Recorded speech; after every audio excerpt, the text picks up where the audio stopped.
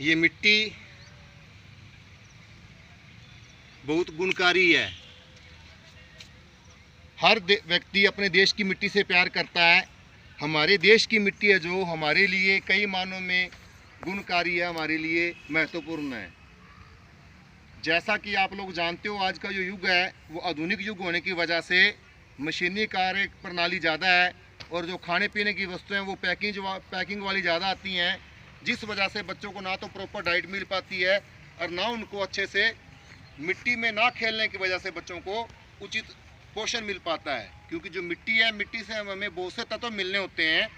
तो हम अगर वेदों की बात करें या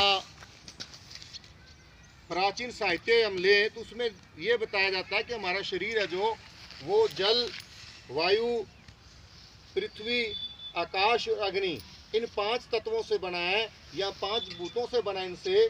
तो उनमें से जो पृथ्वी है, पृथ्वी से हमें जो मिट्टी है, यानी कि मिट्टी है जो, या पृथ्वी धरती है जो, तो वो एक तत्व हमारा बहुत महत्वपूर्ण है।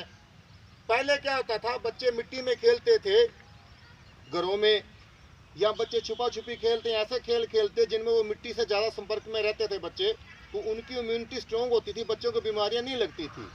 तो आज क्या का युग है जो हर घर में कहीं भी कच्ची जगह नहीं है खेलने के लिए, मिट्टी नहीं है, पक्के फर्श लगे हुए हैं, अच्छे ग्रेनाइट के मार्बल लगे होते हैं घरों के अंदर।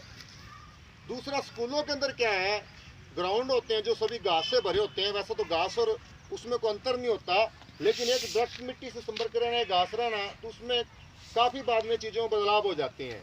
और दूसरा, जो स्कूलों के जो कैंपस होते हैं लश ग्रीन के नाम पर, उनमें क्या ग्रास वगैरह लगा दी जाती है, कुछ शोदार पौधे लगा दिए जाते हैं। तो स्कूलों में बड़े बड़े पौधे होने चाहिए। तो हमें बच्चों को मिट्टी से जोड़ के रखना है। स्कूलों के अंदर खो खो और कबड्डी खास कर जो मिट्टी के गेम हैं, उन गेमों का होना लाजमी है। सभी बच्चे अच्छे खो खो के प्लेयर नहीं बनेंगे, सभी अच्छे पहलवान नहीं बनेंगे, सभी अच्छे कबड्डी के खिलाड़ी नहीं बनेंगे, लेकिन वो बच्चे जब मिट्टी में कुछ समय खेलेंगे, कबड्डी या खो खो खेलेंगे। अब खो खो जब खेलते थे बच्चों में इतनी फुर्ती होती थी, बच्चे जब डाई लगाते, बच्चे छुल जाते, उनका ऑपरेशन हो जाते, बच्चों को जख्म हो जाते, लेकिन वो जल्दी भर जाते, क्योंकि मिट्टी में खेलने की वजह से उनका जो शरीर है वो, उसकी इम्यूनिटी इतनी बूस्टर होती थी, बूस्टर इतना होता था इम्यूनिटी का, उनको ना तो किसी चोट का असर होता था और ना ही बच्चों को कोई अन्य मौसमी बीमारी लगती थी। तो स्कूलों में खो खो और कबड्डी गेम होने ज़रूरी हैं। बड़े बड़े पेड़ होने चाहिए पीछे ग्राउंड्स के अंदर। बिल्डिंग के आगे क्या होता है, कई बार जैसे बिल्डिंग के आगे जो बड़े पेड़ होने की, पीपल या बरगद या कोई ऐसे पेड़ होंगे, स्कूलों में आजकल नहीं होते। अब तो गवर्नमेंट स्कूल भी पता नहीं क्या मजबूरी है, गवर्नमेंट स्कूलों में इतने बड़े पेड़ नहीं होते, वो फाइकस और उन पौधों पर जोर देने लगे हैं, फूलदार पौधों पर, शोदार पर। तो क्योंकि फूलदार पौधे वो छोटे रह जाते हैं तो उन्होंने इतना ऑक्सीजन वगैरह नहीं देनी होती। अगर हम फतेहाबाद शहर की बात करें, सिटी की बात करते हैं, तो हमारे शहर में लगभग अच्छे खासे 20 स्कूल हैं शहर के पास, जो अच्छे बड़े स्कूल हैं। उनमें से हम अगर देखें, सभी स्कूलों में जो शिक्षा है बहुत अच्छी है, पढ़ाई बहुत अच्छी होती है, लेकिन हम ये चीज़ें देखते हैं, जो बेसिक चीज़ें देख के चलें, तो जैसे हम बिग रोड पर जाते हैं, सबसे ज़्यादा स्कूल आदमपुर वाले रोड पर है। तो वहाँ जो पहला स्कूल आता है उधर आदमपुर की तरफ से जब हम आते हैं, श्री गुरु तेग बहादुर इंटरनेशनल स्कूल, बहुत अच्छा स्कूल था।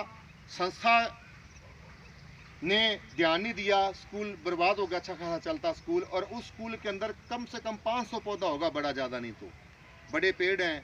17-18 एकड़ के अंदर अच्छा कैंपस था उनका, बहुत अच्छे ग्राउंड थे, इतना बच्चों के लिए जो इन्वायरमेंट था वो बहुत ही बच्चों के लिए इको फ्रेंडली था। उसके बाद हम देखते हैं दूसरा स्कूल आता है स्प्रिंग वेल, तो मिट्टी क्या पीछे ग्राउंड है, वहाँ अच्छे बच्चे खो खो कबड्डी खेलते हैं, अभी तक अच्छा सिस्टम है।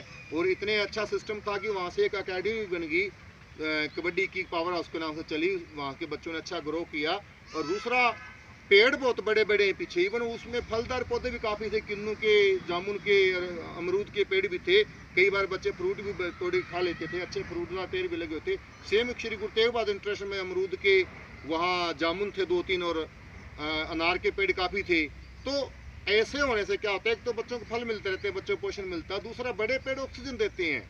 अगर हम दूसरे साइड बात करते हैं तो अब जैसे भी स्कूल, अब जो नए स्कूल जो भी बनते हैं वो पैलेस टाइप बन जाते हैं, कि जो बिल्डिंग है उन पर ग्लास लगा दिए जाते हैं, बाहर बड़े बड़े अट्रैक्टिव बना दिया जाता है, लेकिन जो इन्वायरमेंट की तरफ ध्यान नहीं दिया जाता। अगर हम बूना रोड की तरफ जाएं तो इधर भी 2-3 स्कूल अच्छे बने हुए हैं, इसार रोड पर 2-3 अच्छे स्कूल बने हैं, हिसार रोड पर स्कूल गुरुकुल था, गुरुकुल में अच्छा कबड्डी का और ये सिस्टम होता था, लेकिन अब इन दिनों में क्योंकि गुरुकुल स्कूल इन पर ज़्यादा ध्यान नहीं दे रही, गवर्नमेंट ध्यान इन पर नहीं दे रही, तो इसलिए वो इतनी अच्छी हालत में नहीं है, लेकिन स्कूल अच्छे थे।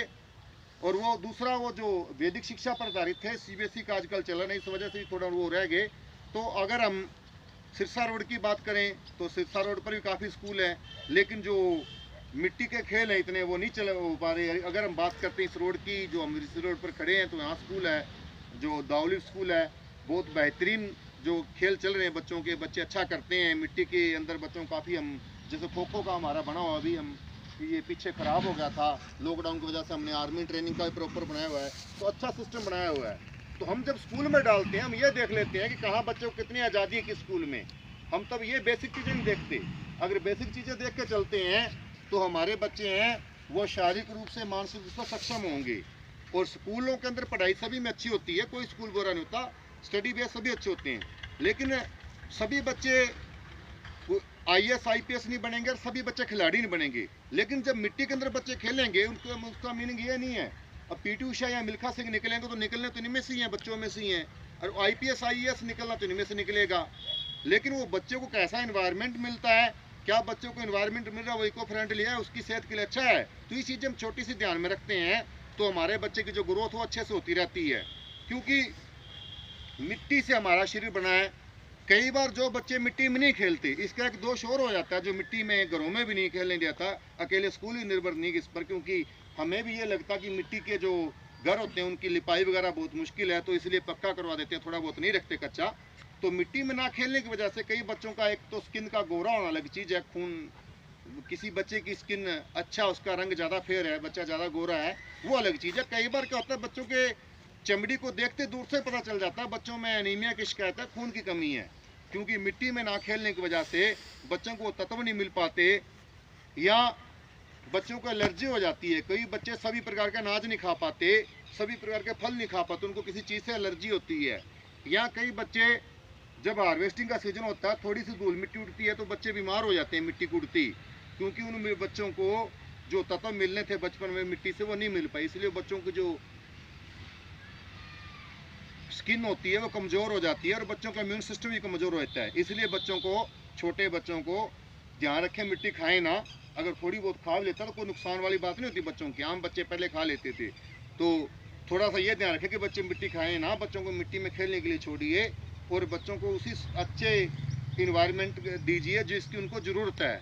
क्योंकि पढ़ाई का बच्चों को होता है, बेसिक चीज़ें होती हैं उन पर ध्यान नहीं देते, कई बार पढ़ाई का बच्चे धीरे धीरे कवर कर लेते हैं और छोटे बच्चों को इतना स्टडी का हम ट्यूशन वगैरह लगवा देते हैं, बच्चों का जो खेलना वो भी बंद हो जाता है। तो बच्चे जितना खेलेंगे, एक्सरसाइज से जुड़ेंगे, उतना उनको फ़ायदा मिलेगा। और फ़ोन का ध्यान रखें, खास करके बच्चे जिद करते हैं फ़ोन की, तो फ़ोन ना देकर उनको ऐसे कोई घरों पर आप जुगाड़ कर दीजिए, ऐसे प्रकार का कोई सिस्टम बना दीजिए कि बच्चा एक्सरसाइज अपने कर सके।